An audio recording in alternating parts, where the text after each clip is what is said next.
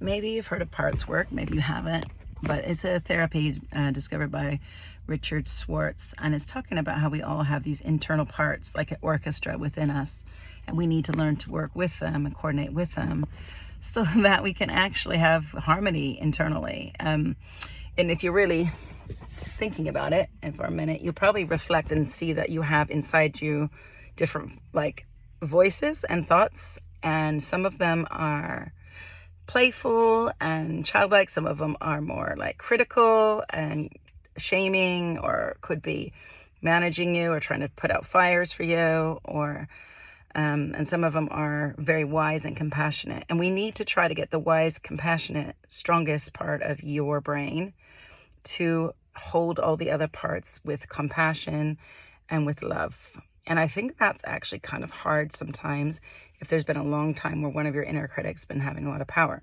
So I've got all my little demos to show you. So just to get, so you embed this, if you were thinking about the managers, those are the parts of you that try to fit in and try, I'm trying to get this toy, and try to be like, okay, you need to work harder, you need to be doing this better, you need to please these people, you need to control yourself, you need to this and that. And those are what we call Paw Patrol. The managers, those are the ones who come in and keep some of the control. Sometimes they malfunction and they can sound like a destroyer, saying, oh, this is not good, you need to go, you need to leave. But mostly they're there to protect you and manage your stress levels. Okay, but then you also have another Paw Patrol thing. We have like the firefighters, can you say that's a fireman? And that part of you is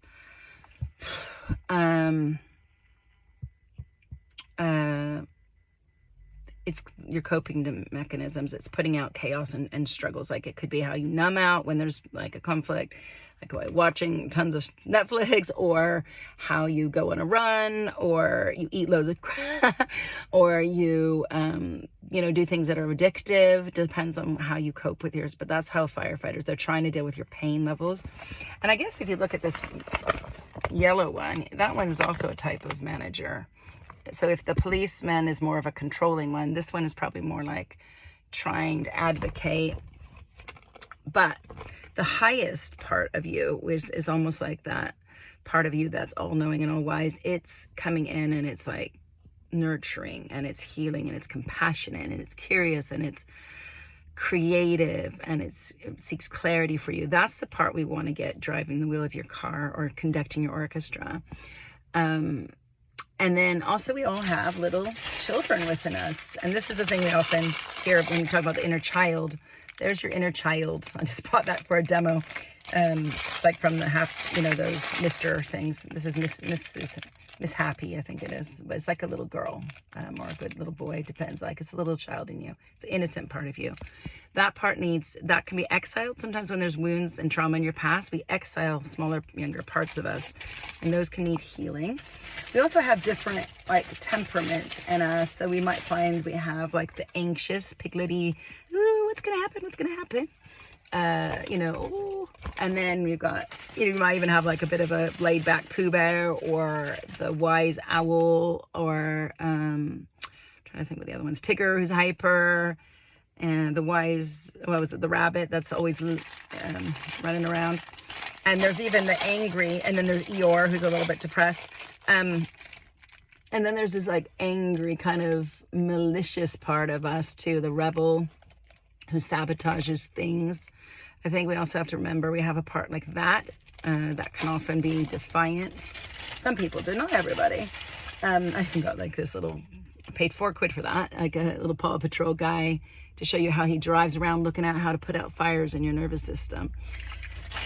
And I've got some more heroes in you. You've got the hero, we've got the wise owl. That would be probably your wise self, the one who's trying to always figure out how to research things and do things better. I have a strong one like that. And then there's the hero. It's always like investigating and trying to figure out how, adventures and like kind of likes variety. And then we've got, where's the last one? Did I not get that last one? Oh, here it is. You've got like the superhero. You've got the See, okay, so we got like the superhero guy, the spaceship guy. So like, you know, the one that's an adventure, like we said. And then we've got like almost like these robotic people.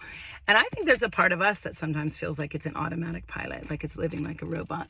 So have a think, map out your parts. Everybody's different. Everyone's got different parts. And if you Google, what are your inner critics looking like with internal family systems, I think there's like 12 different types of inner critics. So have a look at yours and see which ones you identify with the most, so you can understand what they want, what they need, what they're trying to protect you from, and how can we partner with them so they feel safe and they can let your wiser self conduct the orchestra.